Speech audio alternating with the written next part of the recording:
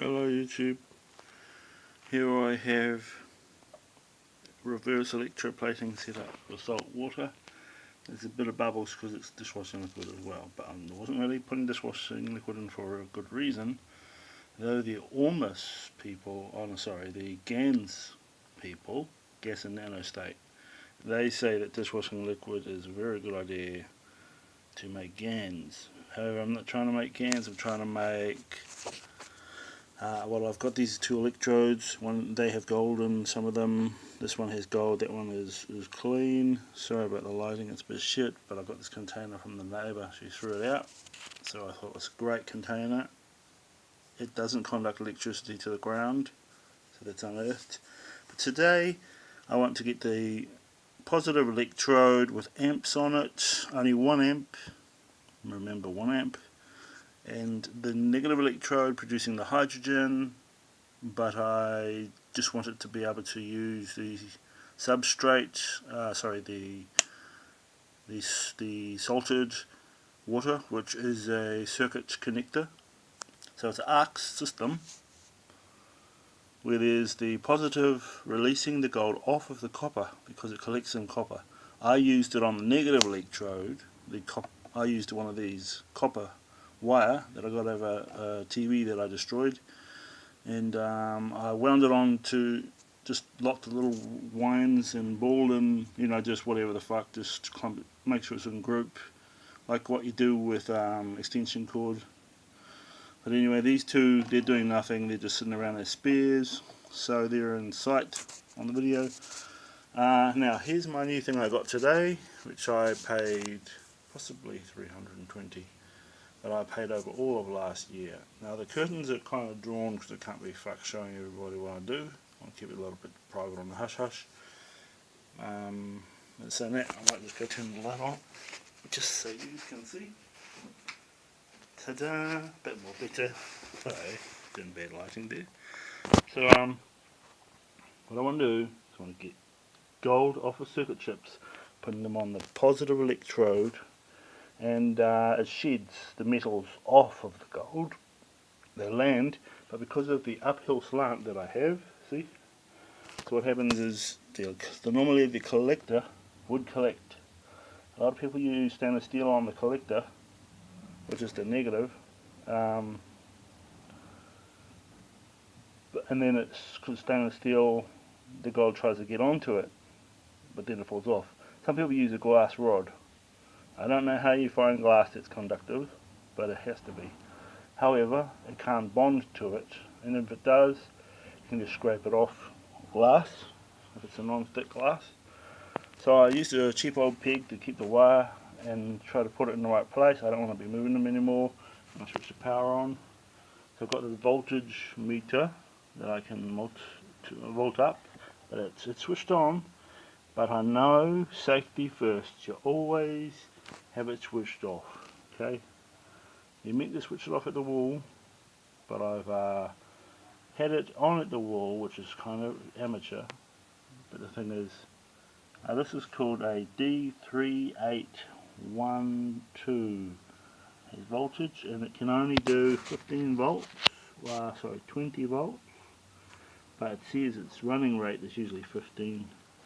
Up to 15, and amps, it can do 20 amps. Now that's like almost welding. Welding's 40 if you're amateur, and arc welding I mean, and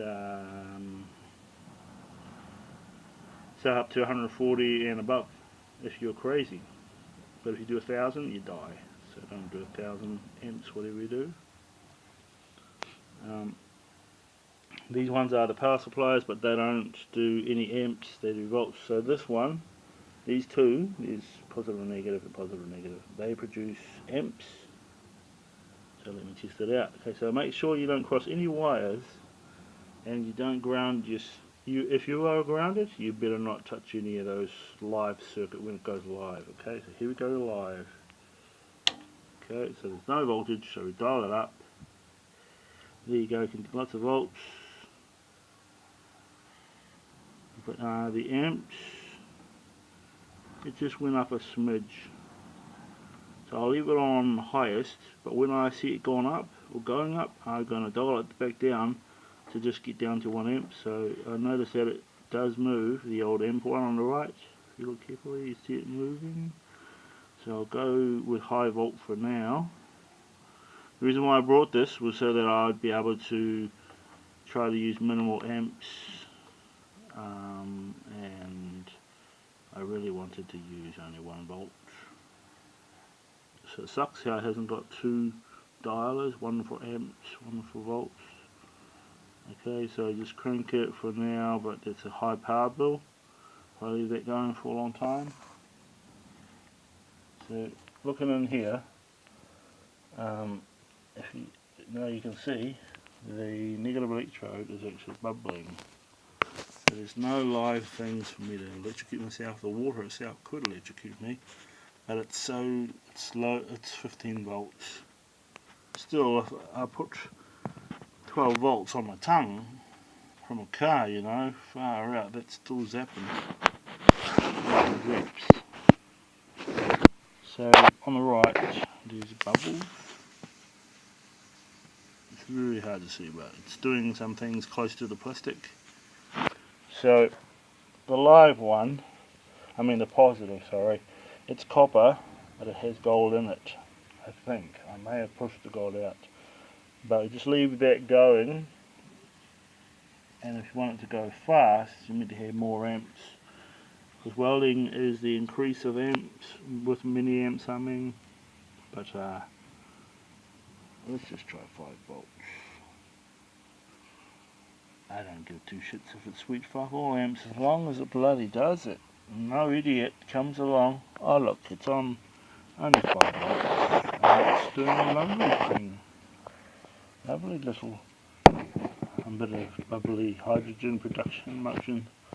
So you can make a hydrogen powered car by using salty water, and you need to have a negative electrode and positive electrode bridged, and the gas that comes off has to have a lid on it, and the tube coming out going into another thing with water. Now the gas will always rise, but it may condense into the water as well, so you get liquid hydrogen, but it'll have liquid in it. However, hydrogen is a gas which is combustible, so 5 volts is nice. My other one I have, it can go down to the millivolt, which is very beautiful for low power, low costing electricity. So with this one, I can go either 5 volts or down to the bare minimum, which by the looks of it doesn't do diddly squat. There's no bubbles, so we've got to crank it up somewhat. We've got to have some bubbles. There we go, I see some bubbles. I'm going to keep it on 2. Yep, I'm thinking 2 is the go. 2 volts. So knowing that it's 2 volts, possibly the water might serve as a bit of a battery, so don't just jam your hand in there. If you do, jam your right hand in there, and if you're grounded, it will go through your body. But if you're sitting on a rubber mat or plastic mat and wear a rubber glove, you can jam that in there without splashing yourself. Because DC energy is able to go higher, our body can handle quite a lot of it. 39,000 volts of DC, but it's a killer. You'll be dead by then. You have to train your body to tolerate. So those tasers, they are, over the amount that can kill you. 40,000 volts can kill you, so making DC volts that kill you, that's mad. So they use 50,000, that's like 10,000 over. It literally kills a person. But some people recover because it's short term, and some don't because it fries their pacemaker or something. So yelling and craziness, not recommended.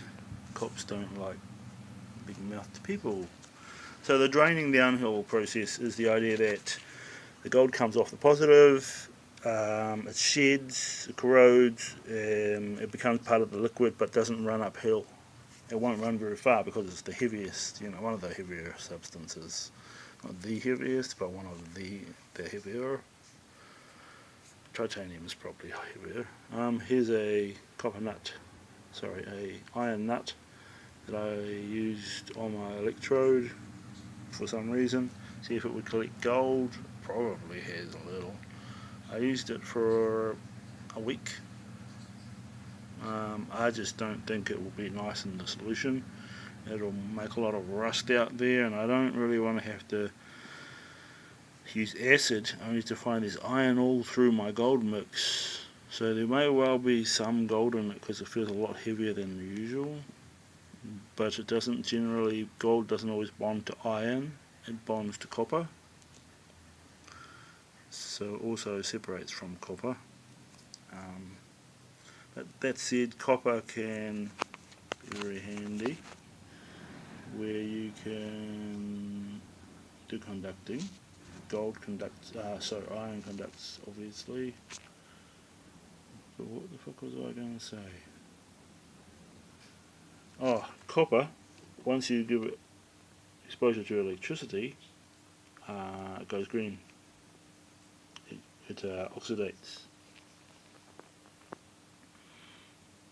So there's a nice little thing. Hopefully no mad old...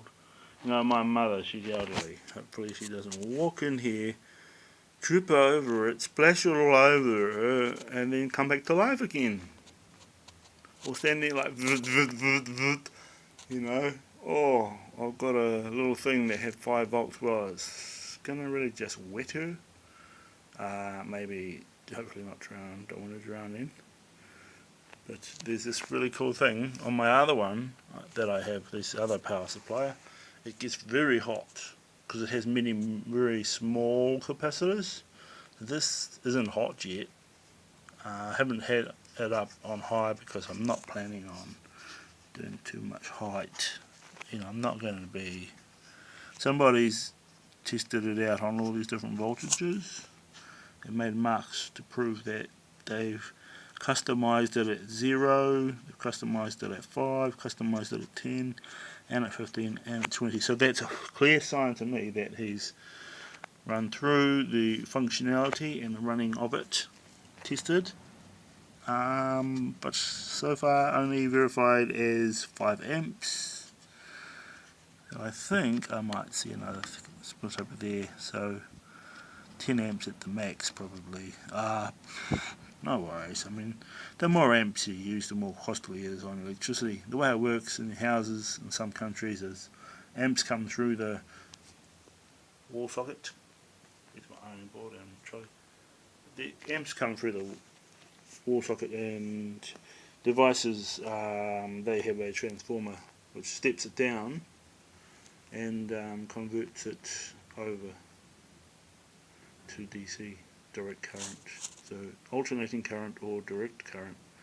At the main headquarters where the power generator is down south, that have massive AC.